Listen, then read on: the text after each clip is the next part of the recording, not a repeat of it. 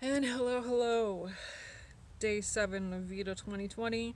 I forgot to mention, I'm wearing my If at First You Don't Succeed Blood Magic shirt.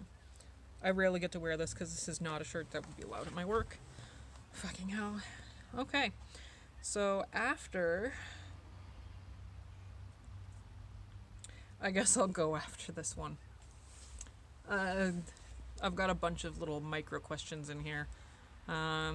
Clay Ghoul asks me who my first crush was and how that interaction altered me as a person, both emotionally, intellectually from that point forward, and if the opportunity to meet and interact with fictional characters was offered, which hero and which villain would I give serious thoughts to spending time with if I could have time with only one of each? Okay. That one. Um, my first crush. Technically, I had one of those little babby crushes. I've said this before. You know, the ones where you're too young, you find someone pleasing that is not someone in your family group or your immediate, surroundings. And that was David Bowie from album covers and listening to music and stuff. But it wasn't like a real functional crush like the way, where there's any kind of emotional or physical attraction kind of thing. It's kind of tough, but I think I think most people who are watching this are going to know what the answer is. I think my first real crush, and obviously my longest standing crush, would be Stephen Page from formerly of the Bare Naked Ladies. And I'm sure you guys are so fucking, excited to hear me talk about him again, considering how often I go into that subject and shower you with videos and all that bullshit. But yeah, I mean, it's complex, and I've explained it to a couple of people in private because it is a very personal subject to me.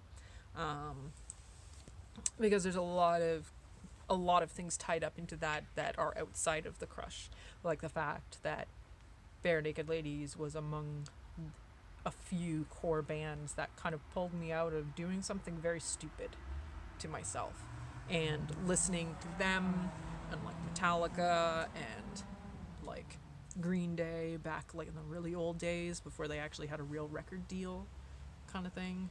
Like there's a bunch of core bands, but Bare Naked Ladies in particular, like when I listened to their first album Gordon and even their second album, um there's a calming effect on me because they are they were kind of core in my coping, my not being able to cope with strategy for anything. So yeah, they I mean, I'll be blunt. There was a very long time where I was way too young and wanted to kill myself. It was just a thing. And I mean, I'm beyond that for the most part. I've never done self-harming. Not that I value myself that much. I just can't be fucking bothered. What the fuck's the point of that? I don't get it. You know. Um, how it's altered me as a person.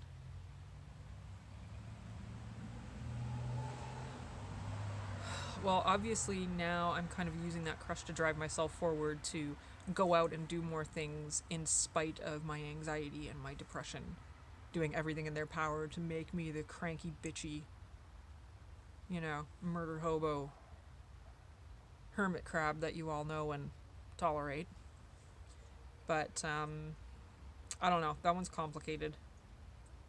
And I think I've talked about him before, so I think I'm going to skip back down to the fictional characters. Who would I interact with? One hero and one villain. That is a brutal question.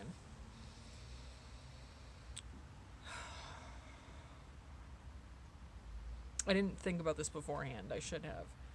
But, you know, you want reality. This is it. Unedited, annoying, breaks in there, birds fucking chirping, my hands goddamn freezing and threatening to fall off.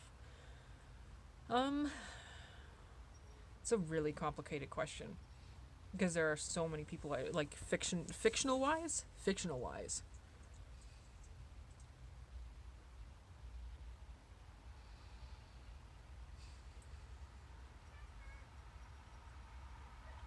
You know what?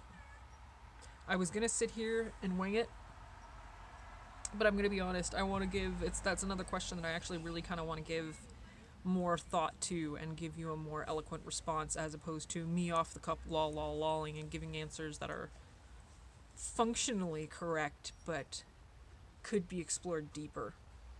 Um, there are a lot of other fictional characters that I haven't explored within my vlogs that I feel a kinship to, and that includes a lot of villains, man. Like, don't get me wrong. You know, you've listed off a great kind of cotillary of characters, and I totally get it. Like, I'm not. I have no questioning of my morality in feeling a kinship or feeling sympathy for villainous characters. You know, I mean, well, for fuck's sakes, I'm a hench person of a goddamn supervillain. You know, no question about it.